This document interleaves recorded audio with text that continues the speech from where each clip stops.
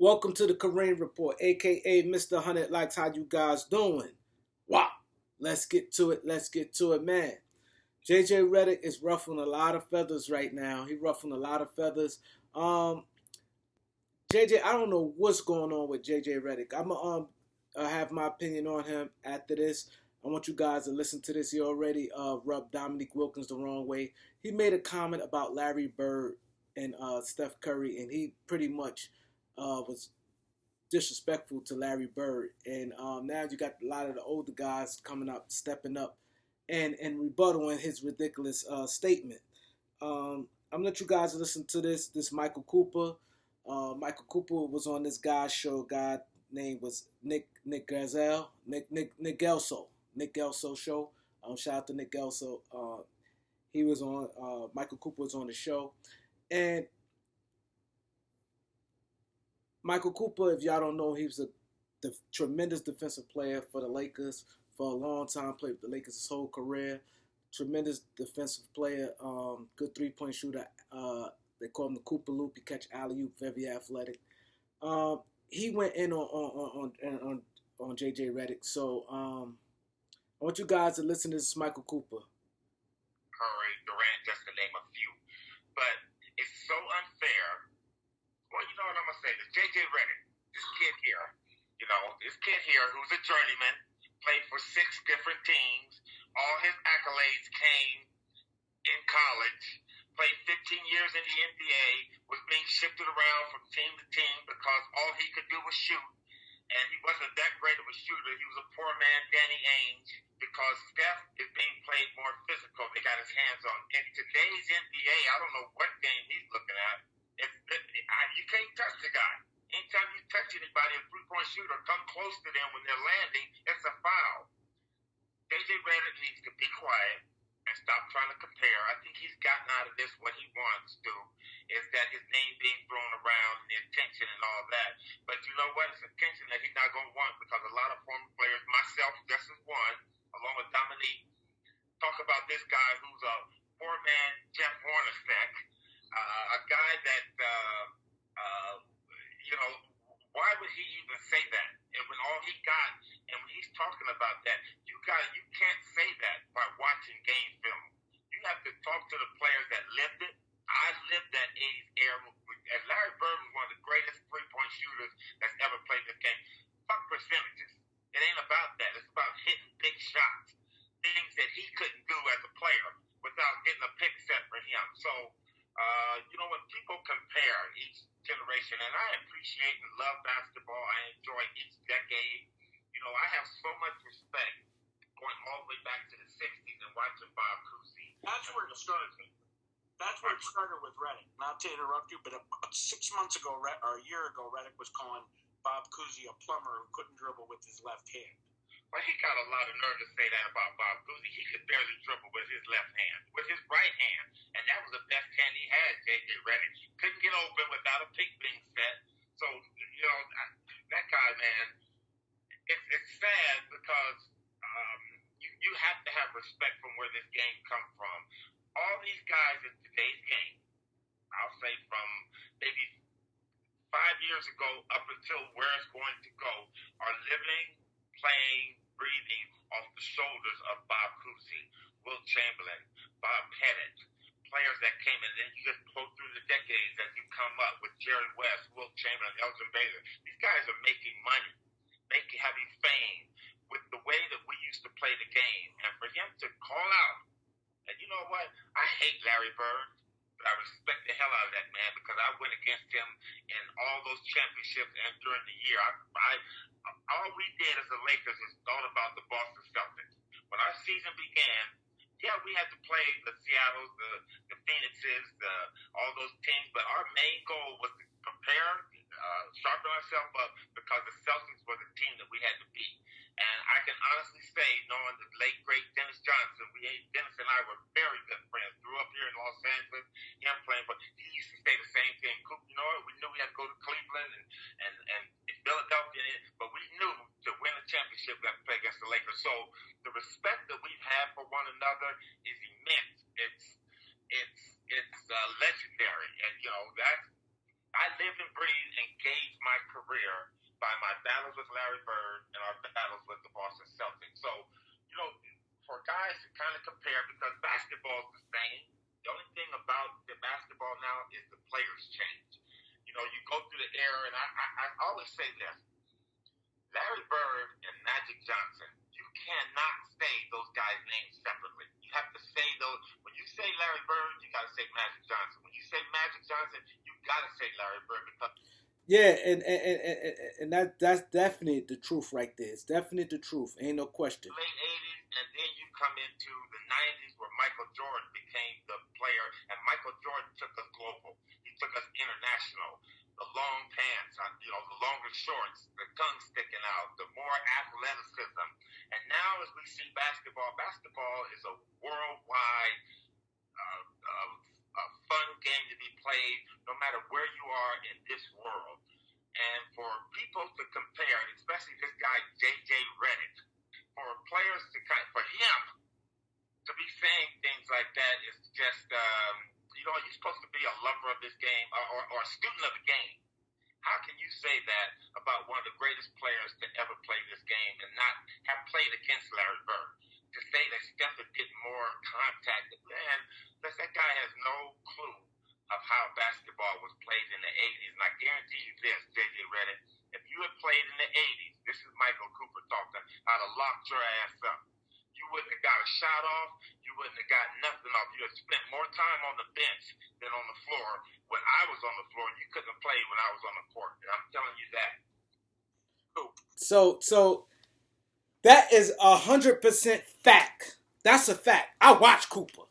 I watch this. So there's nobody could tell me nothing.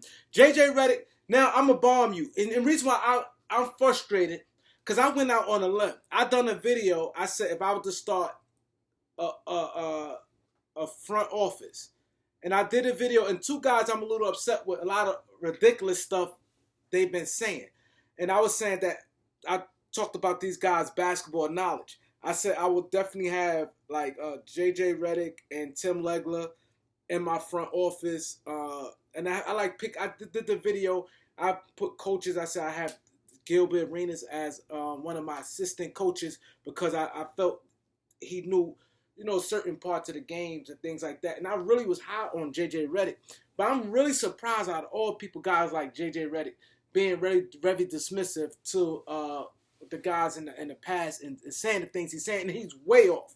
It's one thing, like I said, one thing I'm trying to build a lot of equity in, you guys trusting in me as calling it as it is. I'm going to be a guy that always going to call it as it is, right?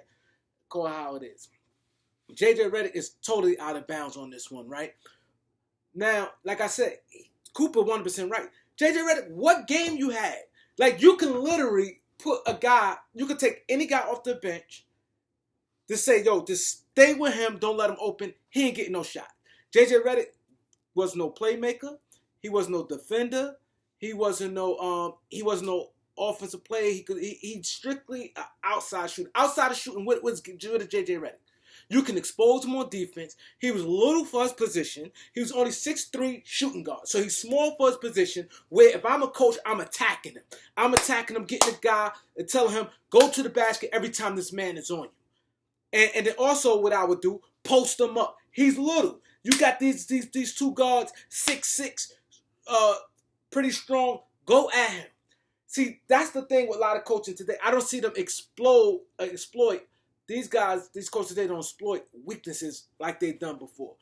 I will go at J.J. Redick, like he said, like Cooper said, he would be on the bench every time Cooper's out there. He wouldn't be able to get a shot off, and he's definitely right. If you watch Larry Bird, it was bigger than Cooper. Bigger. Cooper is 6'6", 190. Bird, 6'9", like 230. Bird was big. So you guys have to look at it like this. I don't know what would have. Bird was tough. And this is a Hall of Fame compared to a journeyman. And Larry Bird said, I ain't even play that part. But Larry Bird said Cooper was the best defender he ever played. Now, like he said, J.J. Redick wouldn't have got off a shot. And like Gilbert is like shocking me too, like some of the stuff he's saying.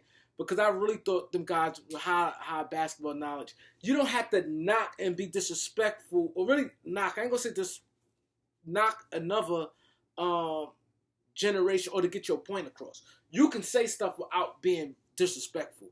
The stuff like he's saying Bob Cousy, like he said, will one dribbling one hand.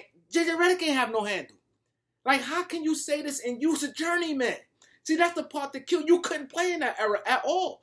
Because back then, coaches take away a lot of the guy's weakness. Get this out the game. You're going to stay on this guy like a magnet. He's not going to get a shot off. And then on this end, you're going to abuse him. You're going to drive to the basket, draw some fouls, and post them up, and that's it. JJ Redick wouldn't even got in the game. He wouldn't even got in the game. You know what I'm saying? So he wouldn't even probably last that long. That's in the 80s and early 90s. No way. You know what I'm saying? He wouldn't even got in the game. So my thing is this. He shouldn't even talk. You shouldn't even talk. Like I said, the coaching and everything was better back then than it is now. The coaching, and then he also talked about Boston Celtics coach. Now, I ain't hear the whole thing. He said that guy, for him to be 34 years old, can coach. He spoke on the Philadelphia and Boston game they had on Saturday. He said he just finished watching it. He said that guy can coach. So he gave the Boston coach some credit. But JJ Redick, you really got to stop. See, this the era we in where guys just want their name to be out there, clickbaiting and stuff like that. Like I said, one thing about me, I don't care if my subscriber rate goes like this. Like a snail. Move up slowly. I would rather that than me be on here talking some crazy stuff, some capping stuff that I don't believe, or just to say stuff, just to say it, and boom. I already know the system. I know I could trigger some things to bring some excitement to myself. I'm not going to be on here arguing, beefing with dudes just to get, or just trying to clown certain dudes just to get my numbers up, or say some off the wall stuff that I don't believe to get people talking, have my name and algorithm. I don't care about no algorithm. My thing is, when you turn on to the Kareem Report, you getting it real. You going to say, hey, even if I might be talking about your player you don't like, but at least you're going to be like, and I give you, just go look. I'm giving you stuff, go look. Don't just go what I say. Go back and look, and then you go home. I built this thing because I said things, and now people see it. And it's not that I was middle. I see things quick. It don't take nothing for me to, I don't know. I'm just gifted when it comes to certain things. Certain things I'm not. But that's what I'm trying to be. I'm not trying to do no shock jocking. And it hurt me because I had videos saying JJ Redick is this, that, and the third. Boom, boom, boom. He know the game. Boom, boom. But now you make me question some stuff now, because even your character, because even if you don't believe it, you saying this just because you want your name to be popping, because you know speaking on this is going to get it all. I think that's corny when people do that. But if that's what you want to do to get your numbers up, to have everybody rushing to your show, to get your subscribers up, getting your money up, I don't know what it is, but I'm never going to do that. So all my subscribers, the old ones know that about me, all the new ones. If you just subscribe to this channel, this is what this is about. Ain't no shock jocking over here. I'm not going to sit there and say something, some weird stuff, just to boost the numbers up. I don't care. My number, it stay like this, it go down, whatever it is, I'm staying like this. I'm not watching my numbers like that closely to be like, oh man, it's like this. I need to be doing more. And sitting back wasting so much time of the day trying to figure out something to boost my numbers. I'm just going to give you the report as it is. Hopefully you subscribe, and that's just what it is. And continue watching, and that's just what it is. This guy is completely out of line, and Larry Bird was a beast. I mean, a beast. He gave me headaches.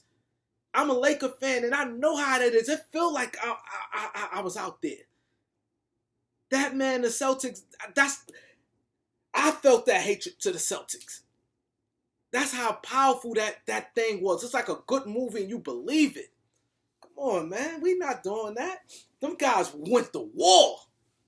War. Ain't none of that smiling, happy-go-lucky stuff. They went to war. And that's what get me mad because, like I said, even when I told y'all about coaching, when I did the video the other day, I said Jason Kidd, I gave Jason Kidd blame for that game because when the Lakers making that run and you fighting for something, now these the dog days. We in February. After the trade deadline is the dog days in the NBA. After the trade deadline. Your team at home, not like you're on the road, at home. And you sat there and let them come back easy. They getting easy layups and you ain't make no adjustment. LeBron never post up.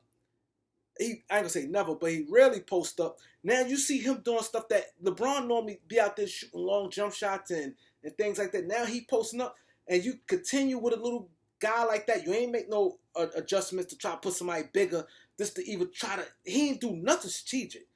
So I know I get on Darvin Ham, but Jason Kidd also didn't do anything either.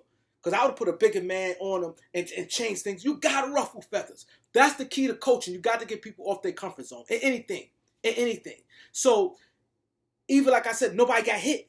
Nobody on the Lakers got hit. Lay up, this, that, and the third. Nobody got hit. Back then, you think you're going to come in my building, we up 27 points, and you think you're just going to get easy shots, and then you on this end shooting up a bunch of jump shots. You come back, you ain't going to the free throw line. If you start even kind of trading baskets, I don't care if it's 2 for 1, you keep getting free throws, it still could have helped it.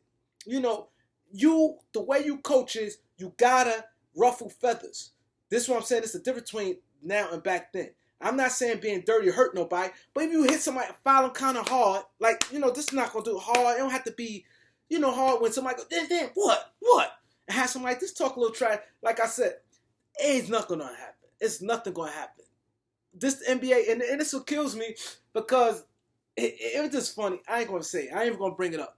But people made a big deal out of Austin Reeves and Green altercation. Like, oh, man. And they're like, Kareem. And I'm saying, Kareem, talk about that. Like, what is it talk about? All in NBA today, all is a bunch of almost fighting. And then it's never no real fighting. The most it may be it's just grabbing somebody, make it thrown. That's the most. You ain't seeing nobody hit nobody. You ain't seen nobody get their jaw checked in the NBA. It don't be that. It may be little like this, and then they fall. Like, I ain't impressed by that. I ain't come from that era. I ain't come from all this talking stuff. So people like, go ahead and talk about that. Yo, you saw it. He didn't back down. Like, really in today, nobody really backs down from nobody. Like, it's really, the altercation, it'd be a bunch of this. Everybody know that. But the point I'm making is, you this is what you do. This is what I said with Boston. Dallas supposed to did.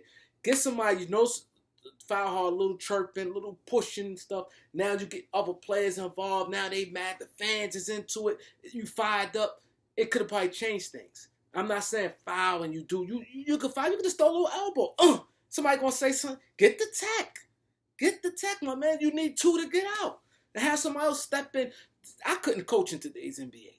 Because my team will be ready and we ain't doing nothing soft. You have to know how to do mind games to get your way back in the game. And that's what I'm saying. Like, I should have played what he said about Boston coach.